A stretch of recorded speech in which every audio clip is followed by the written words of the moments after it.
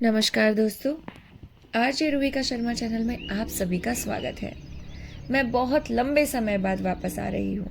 जानती हूँ आप सभी का प्यार मेरे लिए बहुत आवश्यक है, इसीलिए बिल्कुल भी टाइम मिलते ही आपके साथ आ गई। तो चलिए कहानी को आगे बढ़ाते हैं, जहाँ पर हम एक ऐसे मुसाफिर के बारे में बात कर रहे थे जो अपनी ज़िंदगी से बहुत परेशान हो चुका है और बस आगे चलता रहना चाहता है। उसे समझ नहीं आ रहा कि वो किन्हें देख रहा है, कौन सी परिस्थितियों को समझ रहा है, लेकिन इस एक्सपीरियंस को बस ले जाना चाहता है। तो चलिए कहानी शुरू करते हैं। मैं बाहर आ जाता हूँ। कीर्तन फिर से शुरू हो जाता है। वही थकी, क्लांत, बुझी बुझी आवाज एक पद से दूसरे पद बह रही है। अजीब सी निराशा घेर आती है।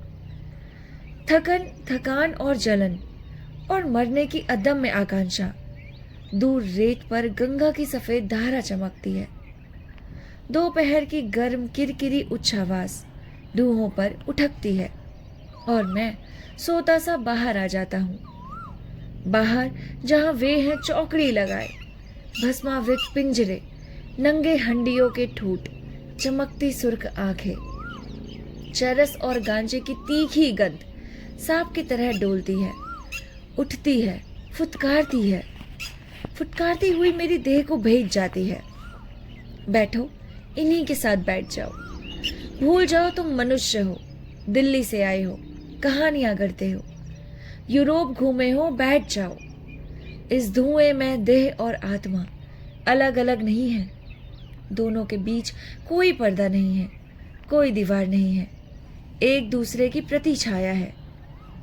देह की आत्मा वही है जो आत्मा की देह है, एक लपट में घुलती हुई हवा में अपनी घुमड़ती पीठों की गांठें खोलती है, जिसके भीतर एक गुठली है, एक स्वप्न, एक अवलोकन, जन्म के चमत्कार के मृत्यु के रहस्य तक फैला हुआ। बैठो, भूल जाओ तुम निरे मनुष्य हो, तुम एक पत्ता हो, एक टहनी हो, जानवर की स्निग्ध आंख हो, एक पत्थर, घास का एक तिनका। जब तुम मनुष्य नहीं तब सब कुछ हो, ईश्वर के पास हो, स्वयं ईश्वर हो। कैसी मुक्ति! कोई हंसता है, मैं चौंक जाता हूं। दो चमकती हुई आंखें मेरी आंखों पर चिपकी हुई हैं। एक बौने साधु मेरी ओर हंसते हुए घूरते हैं और पलक मारते ही उलट जाते हैं। टांगे ऊपर हवा में मुड़ी हुई, पीठ को छूती हुई, सिर कहीं पीछे बाहों की गुंजल में छिपा हुआ। आग की लपट में जांघों के पुट्ठे चमक रहे हैं, जैसे समूचा शरीर एक बांस पिंडी में घुस गया है। मुड़ गई देह के अंधेरे से दो आंखें चमक रही हैं, मुस्कुरा रही हैं। मैं गर्भ हूं, मैं अपने गर्भ में माँ हूं, मैं अपनी माँ के गर्भ से लेटा हूं। यह आवाज मेरे साथ चलती है और मुझे हल्का छोड़ देती है। एक ऐसा क्षण आता है जब हम अपने भीतर मुकर कर वापस जन्म लेते हैं। हम स्वयं अपने मिथक बन जाते हैं, जिसमें अतीत भी है और भविष्य भी। बर्फ के उन फूलों की तरह जिन्हें मैंने प्राग में वर्षों पहले देखा था, जो झरते हुए भी चारों तरफ बीती हुई गर्मियों की गर्मी बर्फ पर बिखेर देते हैं। मैं हल्का हो रहा हूं। मेरे हाथ में सड़ा हुआ अमरूद है।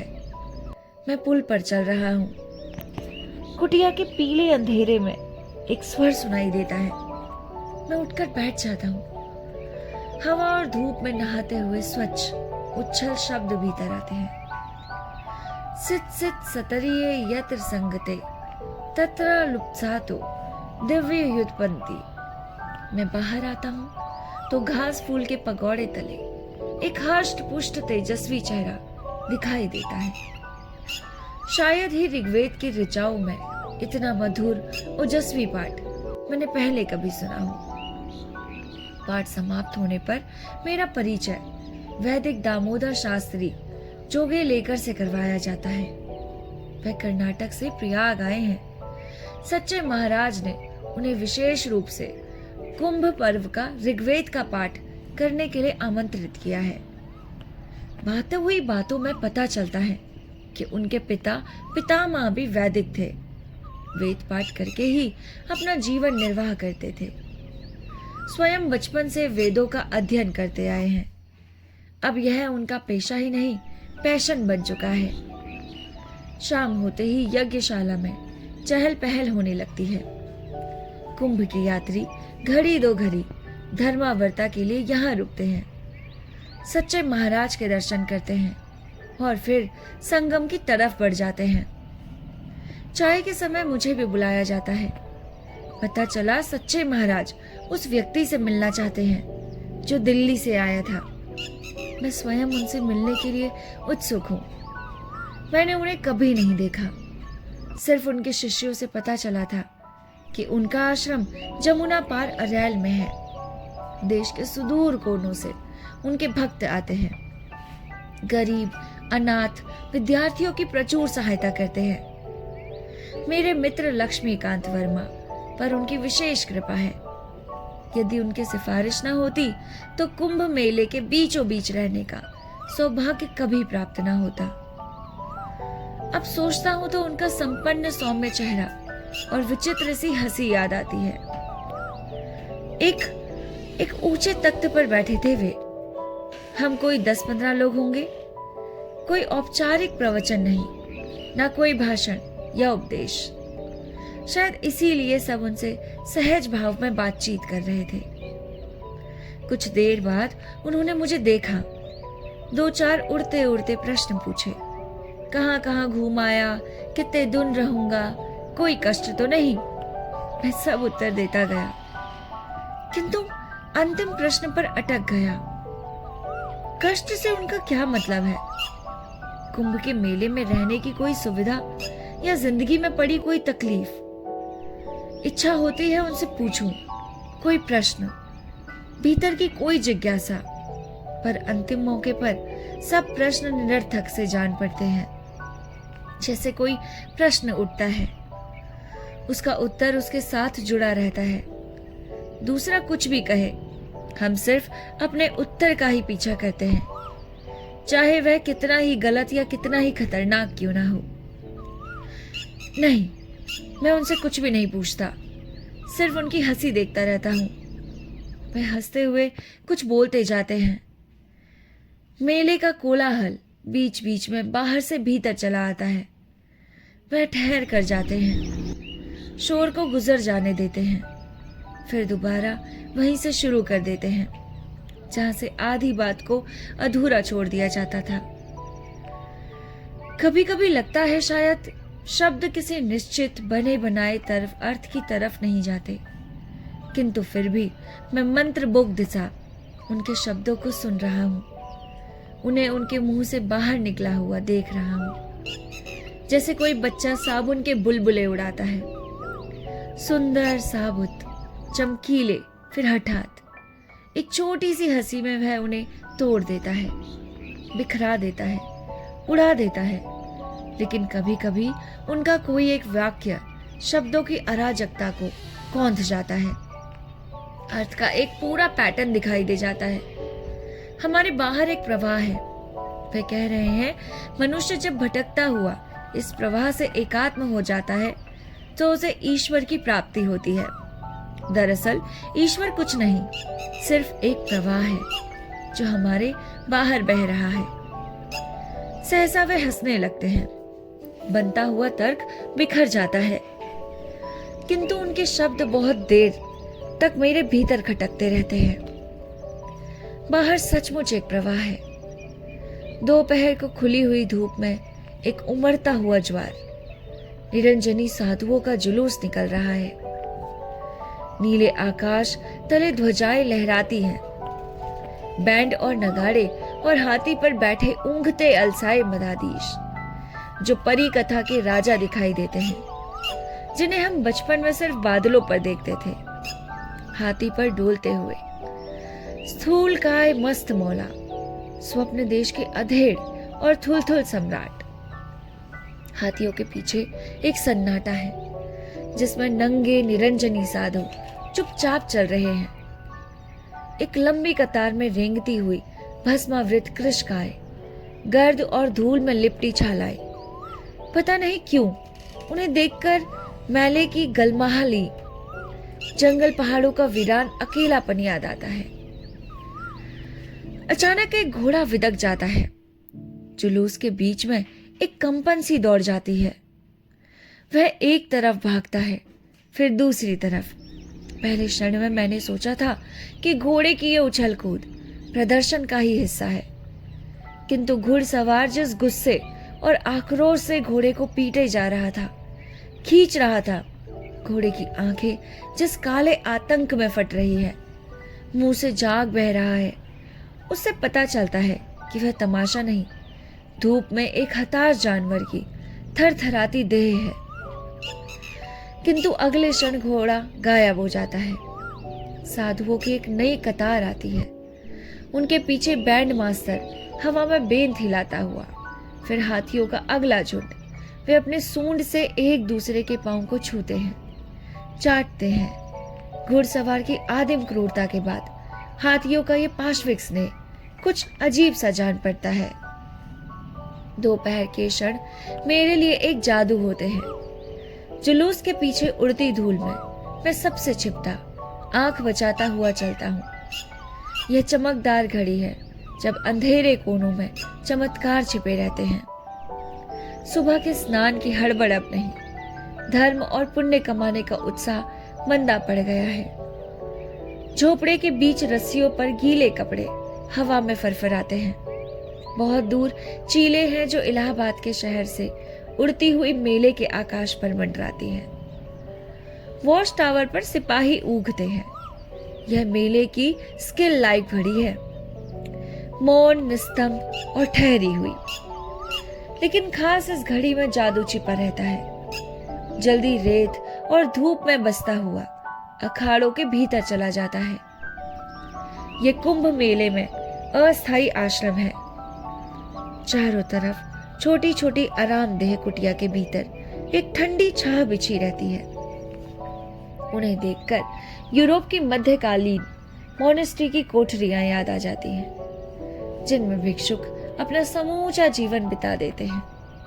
ये कुटिया भी खाली नहीं। जुलूस खत्म होते ही थके मांदे साधु इसमें अपने अपने घरों को छाट लेंगे। कभी कभी झांक कर देखता हूं तो कोई अध लेटा, कोई बैठा, कोई सोता हुआ शरीर दिखाई दे जाता है। पीछे की तरफ एक छोटे से तंबू में रसोई सुलग रही है। यहाँ हिप्पी दिखाई देते हैं। खुली धूप में पसरे हुए सिरहाने के पास एक गिटार, कुछ किताबें, स्लीपिंग बैग। लेकिन भक्तों की असली भीड़ अखाड़े के अंतिम सिरे पर है, जहां एक लंबा तख्त दरियों और तकियों से अटा पड़ा है। ऊपर चौकी पर वह मठाधीश बैठे हैं, जिन्हें जुलूस के आगे आगे हाथी पर देखा था। सिंहासन के नीचे नंगी सड़क पर निर्धन, फटे हाल, लुटे पिटे आदमियों की लंबी पात बैठी है। भूखी उत्वप्त आंखों के ऊपर सिंहासन को निहारती हुई। एक क्षण समझ नहीं आया वे कौन हैं, कहां से आए हैं। वे इस अखाड़े के साधु नहीं थे, किंतु भिखारी भी नहीं जान पड़ते थे। एक किस्म के धार्मिक प्रोतिलतवित जिन्होंने अपनी दुनिया छोड़ दी, किंतु जिन्हें अभी तक किसी मठ या संप्रदाय की दुनिया से स्थान नहीं मिला। उन दिनों सूनी दोपहरों में अखाड़े होकर चलता हुआ, चक्कर लगाता हुआ मैं अक्सर त्याग के बारे में सोचता था, जिसे कृष्ण ने बार बार दोहराया है। जीसस क्राइस्ट के शब्द अक्सर झंझोड़ जाते थे, सब कुछ छोड़कर मेरे पीछे चले आओ। एक ऊंट सुई के छेद से बाहर निकल सकता है, किंतु एक धनी पुरुष स्वर्ग नहीं जा सकता। किंतु साधुओं, महतों, मठाधीश की भीड़ में मुझे लगता है कि एक दुनिया के बंधन काटकर दूसरी दुनिया के जंजाल में इतना फंस गए हैं कि ईश्वर का वहीं कहीं पता नहीं चलता। फॉस्टर ने एक बार कुछ लेखकों के बारे में कहा था कि वे आधी आंख को रॉयल्टी से देखते हैं, आधी आंख से यश ख्याति को, आधी आंख अखाबरी आलोचना पर टिकी रहती है। शेष चौथाई आंख से साहित्य रचते हैं। कुछ लोग ईश्वर के लिए सिर्फ चौथाई आंख इस्तेमाल नहीं करते क्या? एक बार मैंने अपनी यह जिज्ञासा एक उदासी बाबा के सामने रखी थी। उनका उत्तर बहुत कुछ कैथोलिक चर्च के अनुयायियों से मिलता जुलता था। यदि मठ नहीं रहेंगे तो क्या ईश्वर और सांसारिक लोगों के बीच कार्यकलाप करेगा? हम एक तरह से मिडलमैन हैं, लौकिक और परलौकिक के बीच।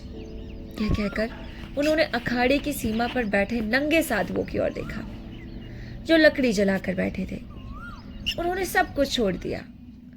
उन्होंने कुछ उदार स्वर में कहा, यह हमारी तरह नहीं है, इसलिए इनके खाने पीने की व्यवस्था हम करते हैं। पता नहीं उनकी बात में कितना सत्य था, किंतु उनके मन में उन साधुओं के प्रति हल्की सी ईर्ष्या जरूर थी, जो सब छोड़कर अंधेरी ठंडी रात में नंगे ठिठुर रहे थे। एक दूसरी दोपहरी याद आती है। मेले में घूमता हुआ अनजान में ही पंडाल से चला आता हूँ। भीतर तो चला गया, पर आगे जाने का साहस नहीं हुआ। चारों तरफ साधु महंतों की टोलियां घूम रही थी। सौभाग्यवश मुझे ने किसी ने नहीं देखा। धीरे धीरे मैं एक भव्य रंगीन ईंट सीमेंट की इमारत के सामने चला आया। 4 सीढ़ियां ऊपर देखा। एक बड़ा हॉल, ऊपर मंच पर गद्दी के सहारे जोगी धियारी प्रधान बैठे थे। ऊंचा कद था, बहुत रोबीला, तेजवान व्यक्तित्व था। सिर मुंडा हुआ। नीचे दरियों पर 10-12 साधु बैठे थे, 2 शाखाओं में बैठे हुए। एक टोली महाराज की दाईं ओर और दूसरी बाईं ओर। मैंने सोचा कोई प्रवचन चल रहा है, इसलिए पीछे की पंक्ति में बैठ गया। मुझे अपनी गलती पता चलते देर नहीं लगी। प्रवचन उपदेश की जगह कब अजीब गरीब अद्भुत मंत्रणा चल रही थी। सब लोग बहस में इतने तल्लीन थे कि किसी को मेरी ओर देखने की फुर्सत नहीं थी। हवा में करकरारी उत्तेजना थी।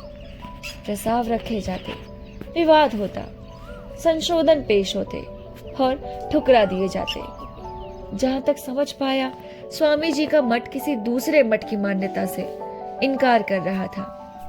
प्रतिद्वंदी मठ के प्रतिनिधि उन्हें मनाने की कोशिश कर रहे थे। स्वामी जी कुछ ऊंचा सुनते थे।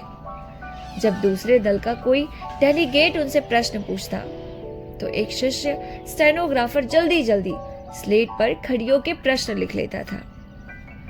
स्वामी जी स्लेट पर एक निगाह डालते, अपनी जिद्दी उद्यत भंगिमा से गरजती गूंजती आवाज में उत्तर देते। यह चक्र बहुत देर तक चलता रहा। प्रश्न पूछा जाता, स्लेट दिखाई जाती और स्वामी जी गरजने लगते। एक क्षण भ्रम हुआ। मैं किसी साधु आश्रम में नहीं, दिल्ली के किसी डिप्लोमेटिक मंडल में बैठा हूँ। मैं भूल गया बाहर गंगा का रेतीला तट है। यात्री भजन गाने हुए संगम की ओर जा रहे हैं और मैं प्रयाग में कुंभ के मेले के बीच बैठा हूँ। पता नहीं अंतिम निर्णय क्या हुआ। जब मैं बाहर आया, भीतर बहस चल रही थी। मैं भी कोई निर्णय नहीं ले पाता। हजारों अनुभवों में कौन सा अधिक सही और कौन प्रमाणिक है, इसके लिए कोई तराजू नहीं ढूंढ पाया हूं। क्या रात का अनुभव भूल पाऊंगा जब मैं रास्ता था? मुख्य रास्ते से भटककर मैं एक ऐसे रहस्यमय जगत में पहुंच गया था जिसे कुंभ का अंडरवर्ल्ड कहा जाता है। ठंडी रात, नीचे लेटी हुई पोटलियां, जिनकी सांसों से ही पता चल जाता है कि वे ढूंढ नहीं है, देह है। जीवित तीर्थ यात्री जो 2 कैंपों के बीच बसेरा कर लेते थे। कभी कभी सोई हुई छायाओं के बीच रिक्शा दिखाई देता। यात्री जल्दी जल्दी अपना सामान उतारते। बच्चे, औरतें, आदमी, पूरा परिवार अपने अपने कंधों पर गठरियां संभाले भागते जाते और देखते देखते अंधेरे कमरे में गायब हो जाते। लगता जैसे भव्य विराट सुसज्जित अखाड़ों के पीछे गलियां हैं, अंधेरे कोने जहां सैकड़ों परिवार रात भर ठिठुकते हुए अगली सुबह की प्रतीक्षा में बैठे रहते हैं। न कोई उन्हें देखता है, न उन्हें आंकड़ों में शामिल किया जाता है। यह ना कोई लेफ्टिनेंट थे, न आग की लपटें। यह विश्वास करना असंभव था कि मैं किसी रेगिस्तान में नहीं, कुंभ मेले में बैठा हूँ, जहाँ सीटी बजाने से ही पुलिस दौड़ी आएगी। पता नहीं वह कैसा उजाड़ भुतैला कौन था, जहाँ मैंने तंबू की तरफ लौटते हुए सीधा साधा सा सब कुछ खो दिया था। यह कहानी का दूसरा पार्ट है। कहानी का तीसरा पार्ट मैं कल पक्का नरेट करूंगी। मिलते हैं आपसे तीसरे पार्ट के साथ। तब तक के लिए हमारे साथ लगे रहे। Stay tune. नमस्कार, अपना ख्याल रखिएगा।